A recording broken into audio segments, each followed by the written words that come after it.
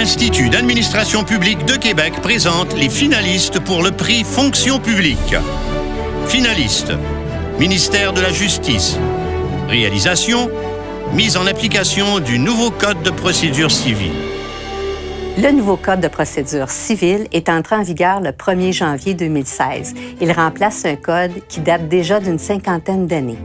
Il a comme objectif notamment d'améliorer l'accessibilité à la justice, diminuer le recours aux tribunaux et réduire les délais, simplifier la procédure civile et faciliter l'exécution des jugements.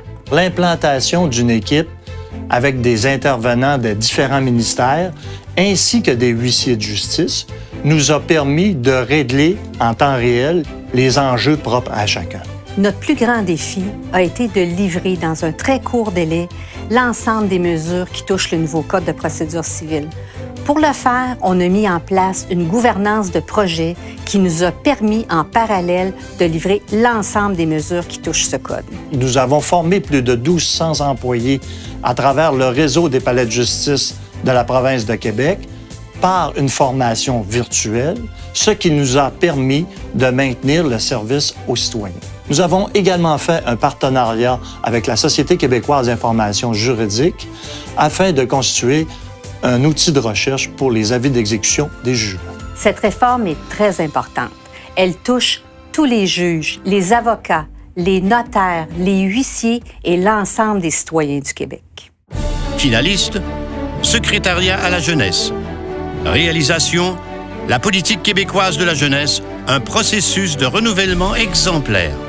On sortait du printemps érable. Notre politique a daté de 2001. On est en plein renversement de la pyramide démographique et la jeunesse, c'est tout sauf un concept homogène. C'était une grande démarche de participation citoyenne. Les jeunes se sentent parfois en retrait des décisions qui les concernent. Donc, l'idée, c'était de co-construire avec eux la consultation. Ça nous a permis de rejoindre 4000 jeunes dans leur milieu. En 2030, j'aurai 44 ans. 42 ans. 43 ans. 34 ans. Moi, j'ai quelque chose à dire sur l'emploi. L'entrepreneuriat. Sur l'éducation. Ça nous prenait une démarche complète et authentique. On est allé voir les jeunes et les intervenants. On a mis sur pied un site web interactif 2.0.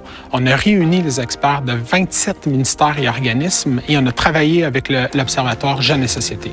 Le secrétariat à la jeunesse, c'est un organisme qui doit être à l'image de la jeunesse québécoise, qui doit susciter le changement, l'innovation et le tout passe par la mobilisation. C'est ce qu'incarnait ce projet et nous en sommes très fiers. Avec un document de consultation solide, ça nous a permis d'aller voir les groupes de la société civile. Ça nous a donné une politique jeunesse robuste qui prend appui sur une analyse 360 des problématiques jeunesse et qui donne au gouvernement du Québec ses orientations en matière jeunesse. Finaliste, laboratoire de sciences judiciaires et de médecine légale. Réalisation, réduction spectaculaire des délais de traitement des expertises judiciaires. À l'automne 2013, la situation était vraiment décourageante. Il y avait plus de 2000 dossiers en attente et puis nos délais de traitement étaient de 9 mois, ce qui est vraiment très long, considérant que l'objectif global, c'est d'attraper les criminels. Le mandat de l'équipe de la biologie ADN est de faire des analyses génétiques dans des causes criminelles. On reçoit environ 5000 dossiers par année.